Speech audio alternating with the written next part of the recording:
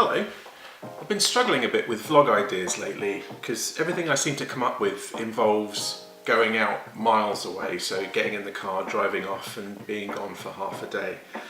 And then in one of my last videos, I think it was the one at Wisley, which you can see a link for up here, Sam Bowes in the comments, and you can see Sam and Hannah's channel up here, commented something about he'd like to see a comparison between the Canon M50 that I was using at Wisley for my vlogging camera and the Canon M10 that I was using at Wisley for my stills camera. But then I thought, what's the subject? I harvested as many tomatoes as I could about this time last week, and they've been sat on a bit of tissue paper in the direct sun in the kitchen. I've got an orchid which someone kindly gave to us, and we are in the process of killing, as happens to all orchids in our house. This is going to become a macro photography comparison between the Canon M50 and the Canon M10. So what I've created down here is a rudimentary light box. I've got a bit of packing polystyrene, and then I've just taken a plain bit of A4 paper and I've laminated it. So this is going to get a little bit messy. But what I'm going to try and do is get really close in. So you saw some of these in my Wisley video. I used a couple of macro rings, so I've only got 3, and I've got all 3 of them here. So that's all it is.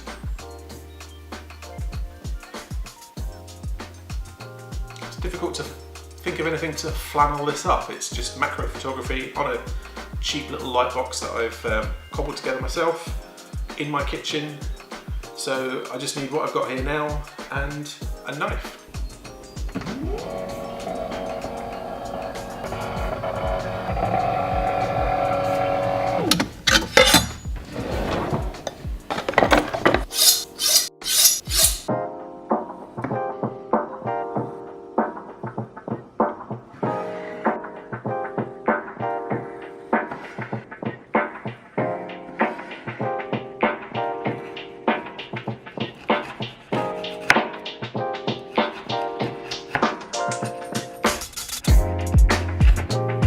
So that's some cutting done. I've done tomatoes and I've done blackberries. First up, Canon M10 with the Canon 50mm 1.8 lens on it. And it's on close-up mode. I honestly don't know what the kind of definition of that is. So with this strength of lens, that entire slice of tomato is the frame.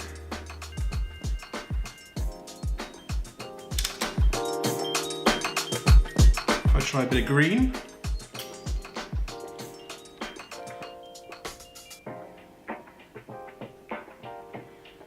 As you can imagine, the kind of the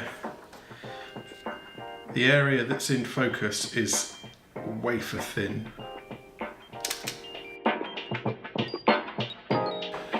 And let's get a bit of chunky, bit of orange. Orange tomato, that is.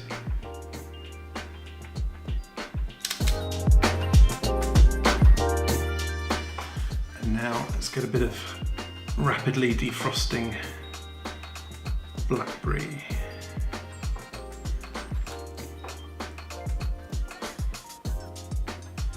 Get a slice.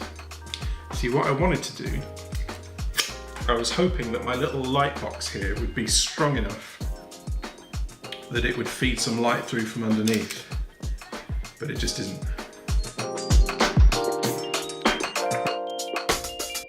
Okay, so moving on to the M50, so got to do a bit of playing about with cameras here.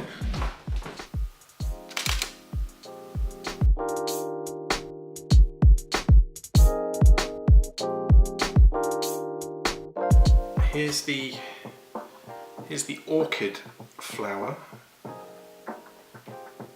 just opening it up. As I say, this fell off the plant yesterday, which I think is as a result of us turning the heating on for the first time.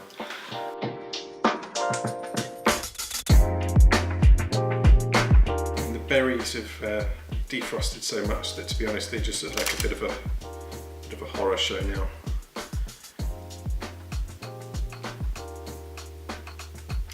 just going to get another one out of the freezer. The principal thing this gives me that the other one didn't is ice crystals.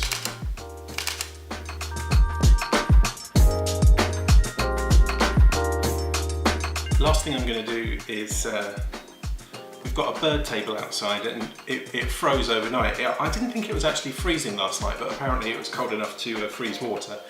So I took the disc off the bird bath and I put it in the freezer. So I'm going to take it out the freezer now. So it's got all the texture from kind of the ice freezing at different times. Okay, definitely don't have long for this. So I've got everything ready. Here we go.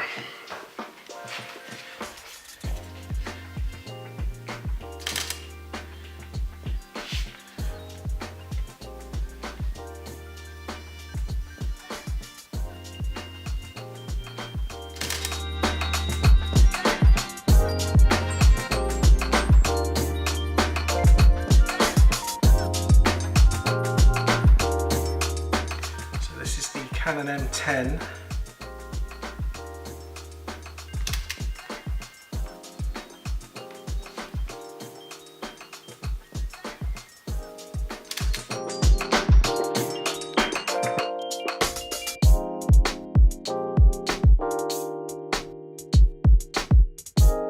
Maybe I should give you some context for this, that might help. So where I'm trying to get to is knowing exactly what my best kit is. And to be honest, what would be the worst of all worlds is if I found that my absolute best kit would be the M50 for both stills and video, because I've only got one and I'm not going to buy another. So I'm going to move up into Lightroom now and I'm going to see what I can make of those shots. I'm going to just try and remember which camera was which as I'm doing it, because I took a lot of shots there, and see if I can come to a conclusion. Okay, so it's a couple of days later. Where I've got to now is that I've selected all of the best photos or the least worst photos from that little shoot downstairs in the kitchen, and I've brought them into Lightroom, but I've not done anything with them in Lightroom because the point is that I'm comparing them here, so I don't want this to be a comparison between M10 Lightroom and M50 Lightroom. I want them to be a genuine comparison. M10 on the left, M50 on the right, and what you can see here is they are basically the same. Obviously there's differences in the kind of where I was holding the camera, so it's not that there's zoom difference here, there's physical perspective difference from me moving the camera slightly, but the effect is the same. On both of them you can see this dotted texture under you know, sort of under the surface of the tomatoes. So M10 on the left, M50 on the right. So if I zoom in, you can see it here, and you can see it here. So moving on to the definitely red tomato, and same thing. So there's this slither here which is very much in focus.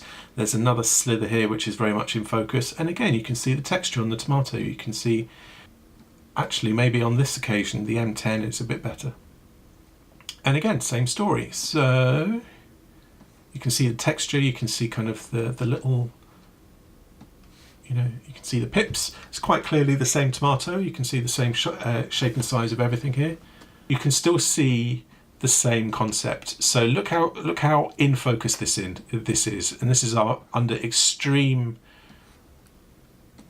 magnification. So you can even see the shadow of me and the camera and the lens in each of the little parts of the BlackBerry. So you're looking at something tiny here, and then slightly different view over on the right. So but I suppose the most comparable bit is this little stalk and this little stalk. So they're both very much in focus, and you can see the tiny little ice crystals on this. Now moving over to the ice, I love the look of this. This looks quite prehistoric. This could be an ice cave rather than something that's 2 or 3 millimeters wide. That's lovely and in focus. So let's try let's go through the M50s. There we go. Right. This proves the point a lot better. Okay. Lovely and clear in there. Okay. Right, well, what can we conclude from that? So the purpose of this for me was to see whether the M10 was a worthwhile purchase. Can I use it?